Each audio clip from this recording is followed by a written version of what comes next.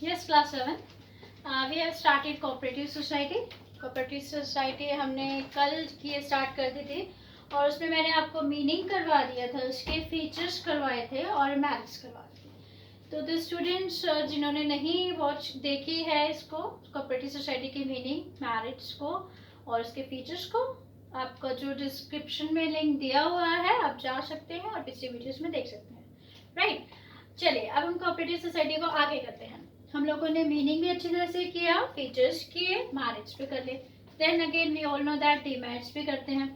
तो डीमेरिट्स में सबसे बड़ा जो इसका डीमेरिट क्या है बेटा, that is limited resources. Limited resources, why there is limited resources? Because देखो, लिमिटेड रिसोर्सेज का मतलब हम ले सकते हैं कि पैसे की कमी होना या फिर फंड्स की कमी होना। हम लिमिटेड रिसोर्सेज में ये चीज़ लेके चलते हैं, इसके रिसोर्सेज बहुत कम है। क्यों कम है बेटा? एक चीज ध्यान देंगे बेटा, जब मैंने आपको एक पॉइंट करवाया था, फीचर में था डेमोक्रेटिक सिस्टम चलता है यहाँ पर। डेमोक्रेटिक सिस्टम में मैंने आपको करवाया था कि चाहे कोई पर्सन कितना ही कैपिटल कंट्रीब्यूट करे, सबको इक्वल वोटिंग राइट होता है, one man one vote. Right, अब एक बात बताओ, अगर मान लो suppose you are the member of the cooperative society, आप कम कैपिटल दो बिजनेस को या फिर ज्यादा दो, कोई फर्क ही नहीं पड़ता, इक्वल वोटिंग राइट है उसको भी और आपको भी। तो आप ज्यादा क्यों इन्वेस्ट करेंगे कोऑपरेटिव सोसाइटी में? इसीलिए लोग ज्यादा कैपिटल कंट्रीब्यूट नहीं करते कोऑपरेटिव सोसाइटी में। क्यों? क्योंकि उनको तो इक्वल राइट्स मिल रहे हैं। तो why they contribute in cooperative society more? क्यों ज्यादा कैपिटल लगाए? तो इसीलिए कैपिटल जो रिसोर्सेज हैं, जो फंड्स हैं कोऑपरेटिव सोसाइटी के, वो लेस ही रहते हैं, कम रहते हैं, ज़्यादा इनके पास रिसोर्सेज होते नहीं है, ज़्यादा फंड्स नहीं होते हैं। ये इसकी सबसे बड़ी डिमेरिट है। Then come to second, inefficiency in management. अब वापसी कल वाले पॉइंट पे आओ, मैंने आपको समझाया था इनकी मैनेजमेंट और कंट्रोल कौन करता है, याद आया?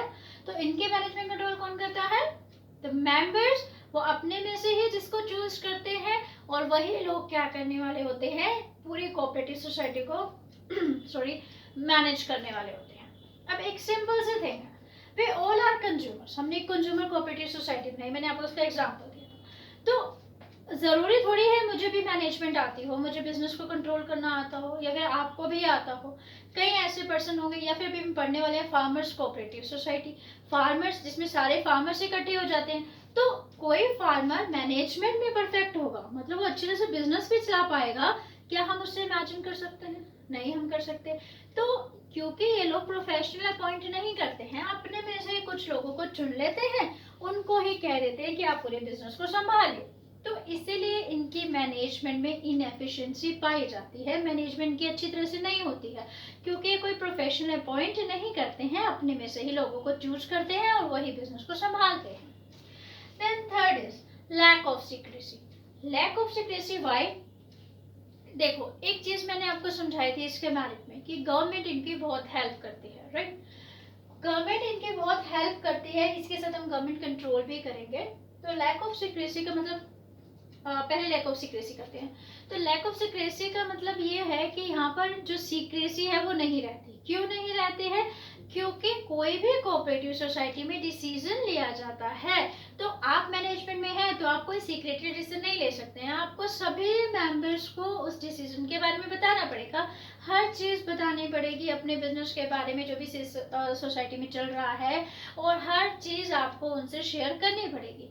तो आप ये कहें कि आप चीज़ों को सीक्रेट रख के बिजनेस चला सकते हैं, तो नहीं चला सकते। आपको कोऑपरेटिव सोसाइटी के हर मेंबर को हर चीज़ के बारे में बताना पड़ेगा अगर आप बिजनेस को कंट्रोल कर रहे हैं। तो मतलब कोऑपरेटिव सोसाइटी में कोई भी चीज़ सीक्रेट नहीं रहती है। Right, and next government control. Government control, अब आइए पुराने वाले पे। मैंने आपको करवाया था कि इसके मेरिट में करवाया था कि गवर्नमेंट, क्योंकि ये लोग म्यूचुअल हेल्प कर रहे हैं, तो गवर्नमेंट इनकी बहुत हेल्प करती है, इनको कम इंटरेस्ट पे लोन प्रोवाइड कराती है, इनको बहुत सब्सिडी देती है, ग्रांट देती है, इनकी हेल्प करती है।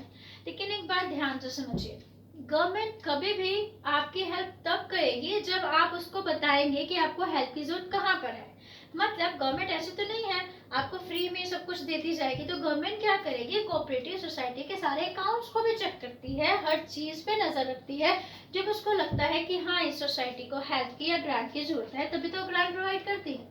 तो या फिर हम ये कह सकते हैं यहाँ पर अननेसेसरी गवर्नमेंट कंट्रोल रहता है कि गवर्नमेंट सब्सिडी तभी प्रोवाइड करेगी जब गवर्नमेंट आपके या कोऑपरेटिव सोसाइटी के पूरे अकाउंट्स को चेक करेगी, पूरी ऑर्गेनाइजेशन को चेक करेगी, तभी तो वो आपको ग्रांट देगी। तो ये इसकी सबसे बड़ी क्या है, डीमेरिट है कि यहाँ पर कहीं ना कहीं गवर्नमेंट का इंटरफेरेंस रहता है। Next is difference of opinion. We all know that कि कोऑपरेटिव सोसाइटी में all the members are important. अब जब कभी डिसीजन लेने होंगे तो एट दैट टाइम कुछ लोग ऐसे होंगे जिनको वो डिसीजन पसंद नहीं है, कुछ किसी और तरह से डिसीजन लेना चाहते हैं, कि किसी का कुछ और होगा डिसीजन। तो ऐसे में क्या होता है, कॉन्फ्लिक्ट्स अराइज हो जाते हैं। और कई बार हमने इसके डीमेट में ये भी देखा है कि जो मेंबर्स जो चूज किए जाते हैं, जो कि पूरे बिजनेस को चला रहे हैं, वो अपने बेनिफिट के लिए काम करना शुरू कर देते हैं, राइट। जहां पर उनको लगता है कि ये डील उनके लिए फायदेमंद है तो वो उस डील को ले लेते हैं। तो ऐसे में भी कॉन्फ्लिक्ट्स अराइज हो जाते हैं। तो बहुत सारे मेंबर्स हैं और जहां पर एक से ज्यादा मेंबर होंगे तो कॉन्फ्लिक्ट्स अराइज होंगे ही। We all know that it is practical. So difference of opinion, सबके अलग अलग ओपिनियन है और जिसकी वजह से कॉन्फ्लिक्ट्स अराइज हो जाते हैं। तो ये थी demerits of cooperative society. Next हम करेंगे टाइप्स ऑफ कोऑपरेटिव सोसाइटी। तो टाइप्स क्या है, सबसे पहले कंज्यूमर कोऑपरेटिव स्टोर या consumer cooperative society. Sorry it is society like that, ठीक है, यहाँ पे भी सोसाइटी होगा, ठीक है। तो कंज्यूमर कोऑपरेटिव सोसाइटी बेटा ये तो मैंने आपको समझा दिया था। लॉट ऑफ कंज्यूमर्स इकट्ठे हो जाते हैं, बल्क में चीजें खरीदते हैं। इससे वो क्या कर रहे हैं, इससे मिडिल मैन को खत्म कर रहे हैं। अब स्टूडेंट्स का question, ma'am who is middle man? Middle man, अब ध्यान से देखना बेटा, बिजनेस होता कैसे है, ट्रांजैक्शन या आपके पास चीजें कैसे पहुंचती हैं। तो क्या होता है, सबसे पहले प्रोड्यूसर के पास चीज है, प्रोड्यूसर से होलसेलर के पास, होलसेलर से रिटेलर के पास, रिटेलर के बाद आपके पास पहुंचती है। तो होलसेलर रिटेलर फ्री में तो आपको सर्विसेज देंगे नहीं। तो प्रोड्यूसर के पास अगर वो 5 रुपीज की कोई भी चीज है, तो जब वो होलसेलर के पास पहुंचेगी तो होलसेलर अपना प्रॉफिट लगा के आपको देगा 7 रुपीज की, रिटेलर को देगा, रिटेलर अपना प्रॉफिट लगा के कंज्यूमर को देगा वो 10 रुपीज। मतलब 5 रुपए की गुड आपको 10 रुपए में मिली। तो ऐसे टाइम में ये जो लोग हैं, ये जो होलसेलर रिटेलर हैं, ये क्या है, मिडिल मैन है। और ये क्या कर रहे हैं, किसी भी चीज की कॉस्ट को या किसी भी चीज के प्राइस को बढ़ा रहे हैं कंज्यूमर के लिए। तो कंज्यूमर कोऑपरेटिव सोसाइटी में बहुत से कंज्यूमर्स इकट्ठे हो जाते हैं। कंज्यूमर कौन होते हैं, मैं, आप, कोई भी हो सकता है, क्योंकि हम सब चीजें, हम लोग ही हैं जो चीजों को कंज्यूम करते हैं। तो हम लोग इकट्ठा होकर क्या करेंगे, बल्क में चीजें मंगवाएंगे और कोशिश करेंगे सीधा प्रोड्यूसर से मंगवाए या फिर होलसेलर से मंगवाए, जिससे जो बीच का जो मिडिलमैन प्रॉफिट खा रहा है या प्रॉफिट ले रहा है वो क्या हो जाए, खत्म हो जाए। तो ऐसे में क्या करेंगे, कंज्यूमर कोऑपरेटिव सोसाइटी क्या करती है, मिडिलमैन को अबॉलिश कर देती है। यहाँ पर मिडिलमैन को क्या कर दिया जाता है, खत्म कर दिया जाता है। और मिडिल मैन के खत्म होते ही उसका प्रॉफिट का शेयर खत्म हो जाएगा और कंज्यूमर को वो चीजें बहुत सस्ती पड़ जाएंगी। इससे सभी का ही क्या हो जाएगी, हेल्प हो जाएगी। Then second is producer cooperative society. Producer नाम से पता चल रहा है, तो वो कोऑपरेटिव सोसाइटी जिसमें सभी प्रोड्यूसर एक दूसरे के हेल्प के लिए इकट्ठा हो जाते हैं। बहुत से प्रोड्यूसर मिलकर एक कोऑपरेटिव सोसाइटी बनाते हैं ताकि वो प्रोडक्शन की नई नई थिंग्स को अडॉप्ट कर पाए, टेक्नोलॉजी को अडॉप्ट कर पाए और एक दूसरे की हेल्प कर पाए। तो यहाँ पर क्या है, बहुत से प्रोड्यूसर एक दूसरे की हेल्प करने के लिए इकट्ठा हो रहे हैं, that is called producer cooperative society. Come to cooperative marketing society. Marketing का क्या मतलब है, मार्केटिंग का मतलब आप लोग 12th में पढ़ेंगे बहुत अच्छी तरह से, वहाँ पे मार्केटिंग का एक पोर्शन होगा बिजनेस में। बट अभी थोड़ा सा सिंपल सा समझते हैं। जब आपके गुड्स प्रोड्यूस हो जाती हैं तो उसके बाद उसको सेल करना होता है। तो सेल करने के लिए जो आपको जरूरत पड़ती है चीज़ों, जो भी आप एक्टिविटीज करते हैं वो सब मार्केटिंग में आते हैं। जैसे वेयर हाउस, आपकी चीज़ें प्रोड्यूस हो गई, आपको चीज़ों को गोडाउन में रखना है। मैंने आपको समझाया था फर्स्ट यूनिट में, गोडाउन वेयर हाउस, हम उसको वेयर हाउस बोलते हैं। तो वेयर हाउस में रखेंगे उसको, जब उसकी डिमांड होगी तभी तो बेचेंगे, ठीक है ना। वेयर हाउस चाहिए आपको, इसके अलावा एडवर्टीजमेंट चाहिए आपके गुड्स की, आप प्रॉफिट पे बेचना चाहते हैं तो उसके लिए आपको चाहिए गुड्स। तो ये सारी चीज़ें क्या कर रहे हैं, ये कोऑपरेटिव मार्केटिंग सोसाइटी ही प्रोवाइड करती है। इसमें बहुत से लोग इकट्ठे हो जाते हैं, अपनी चीज़ों को लेकर आते हैं, अपनी चीज़ों को बेचने के लिए आते हैं, एडवर्टीजमेंट करवाते हैं। या फिर सपोज एक सिंपल सा एग्जांपल हो, वेयर हाउस की सबको जरूरत है, मैं एक छोटी सी प्रोड्यूसर हूँ, मेरी थोड़ी सी गुड्स है, तो उस टाइम में एक बड़े से वेयर हाउस को मैं नहीं कॉस्ट उसके बेयर कर पा रही हूँ।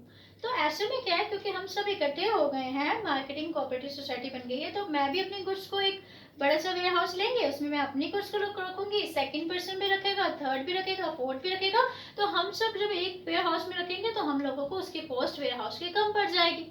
ऐसे ही एडवर्टीजमेंट का भी होता है, ऐसे ही ट्रांसपोर्टेशन का भी होता है। आप मेरे को अपनी गुड्स को लेके जाना है एक पूरे ट्रक पे, राइट, अगर दूसरे की भी आ जाएगी, तीसरी की भी आ जाएगी, फोर्थ की भी आ जाएगी, तो ट्रांसपोर्टेशन की कॉस्ट मुझे कम पड़ जाएगी। मतलब वो सारी एक्टिविटीज जो कि प्रोडक्शन होने के बाद सेलिंग के लिए की जाती है, गुड्स की सेलिंग के लिए की जाती है, वो मार्केटिंग एक्टिविटीज होती हैं। क्योंकि हम लोग एक दूसरे की मार्केटिंग एक्टिविटीज में हेल्प करना चाहते हैं, तो हम सब इकट्ठे हो जाएंगे और हम एक दूसरे की हेल्प करेंगे, किसमें, मार्केटिंग एक्टिविटीज में, right. Third is fourth is cooperative credit society. हम इसको क्रेडिट कोऑपरेटिव सोसाइटी भी बोलते हैं। हम सबको पता है ये, एक्चुअली हम लोग देखते हैं चिट फंड में भी आप इसका एग्जांपल ले सकते हैं। क्रेडिट का मतलब ये होता है किसी को पैसा उधार देना, राइट। सपोज मुझे भी पैसे की जरूरत है, आपको भी पैसे की जरूरत पड़ती रहती है, third person, fourth person, fifth person, हम सब लोग इकट्ठा हो जाते हैं, राइट। हम थोड़े थोड़े पैसे मिलाते हैं और जिस पर्सन को ज्यादा पैसे की जरूरत होती है वो सारा उस पैसे को ले जाता है। अगले महीने फिर ऐसे होता है, सब पैसे मिलाते हैं, फिर जिस पर्सन को ज्यादा पैसे की जरूरत होती है वो उस पैसे को ले जाता है, या फिर चिट फंड के थ्रू हम उसके चिट के थ्रू हम उसका नाम निकाल लेते हैं और फिर उस पर्सन को पैसे मिल जाते हैं।